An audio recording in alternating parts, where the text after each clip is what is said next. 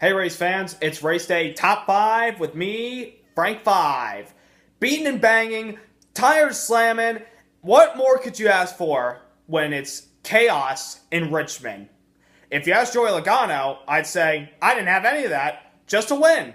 So let's get down to business. Joey Logano scores his first win of the season and his 300 NASCAR start, joining an elite list of drivers who've won their 300 start, like Ned Jarrett, Rusty Wallace, Kyle Busch, Casey Kane, and Denny Hamlin. Logano really didn't have the best car all day. In fact, he qualified 5th, but at the start of the back due to a transmission change. I found that out during the Xfinity race yesterday. So, big battle today for him and crew chief Todd Gordon to get that 22 car up into the top 10. And they were basically there most of the day. I didn't think they had a winning car, but strategy by staying out with a few laps to go and then more cautions and everybody coming in as well as the 22 and coming out on top proved them worthy enough to be a contender, and they got the job done today as he won over his teammate Brad Keselowski, who was the best car all day long, Denny Hamlin, hometown favorite, Ricky Stenhouse, who brought out a caution earlier today, and Kevin Harvick. Number 2, Chase Elliott. Well, I can officially say Richmond hates us. I mean, we were top 15 all day long, got in the top 10 at one point, made contact with the 20 car, not of our fault. The 78 pushed him up there. Uncontrolled tire in the last stop, we finished 24th. I'm kind of ready for him to go to Talladega, where he ran well last year with a 5th and 12th place finish at both those tracks. So we'll see what happens, but just have to figure out Richmond here in the fall. Hopefully we have a win by the time we come back here, because I do not want to have to go through what we had to go through in this race a year ago. Number 3, Brad Keselowski. He was literally the best car all day long. I mean, he didn't really show it in practice this week or qualifying. He qualified like 15th, but he was just fast today. I mean, Paul Wolfe still at the track, still trying to fight that appeal for the suspension for lug nuts early in the season. But they were able to put on a solid performance today, led a lot of laps, played strategy with their teammate, pitted there towards the end, and came oh so close to Joey Logano. I think we maybe had 5 more laps. He could have caught him, put a Carl Edwards move, and by that I'm explaining last year's finish. He could have put a Carl Edwards on his teammate. So, yeah. Number 4, Gibbs.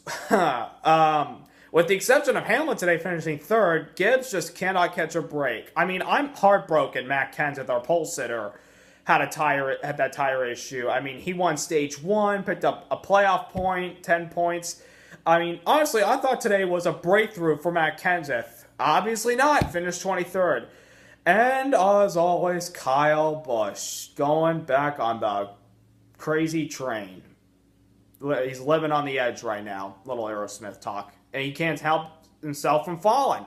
Got caught for commitment line violation on the last pit stop. And he ultimately finished 15th and just had 3 words to say in his interview with Chris Neville. That's just how bad this season has been, not only for Gibbs, but for Kyle Busch. Still hasn't won yet, but he's going to a track where he's won in the past, Talladega next week, although he hasn't really run well there lately. And the last one, number 5, would be Dale Earnhardt Jr. And as everybody knows, earlier this week, Dale Earnhardt Jr. announced that this will be his final season. Well, today wasn't really, I think, a good race for Dale Jr., period. I mean, he had a good car earlier on the race.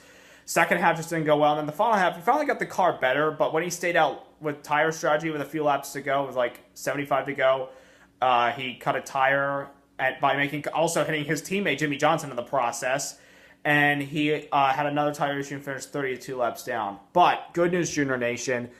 As I mentioned, next week's Talladega, and everybody knows who's going to probably have a chance of winning. Who dominates that track? Dale Jr. I mean, just look at his record there. Look at his father's record. He learns from his dad.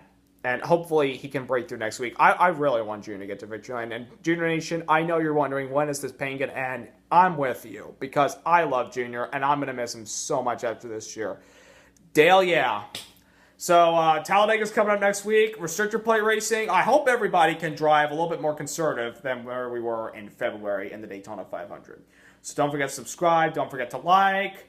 Have a nice week, everybody, and enjoy next week's race at Talladega, and I'll see you for the recap.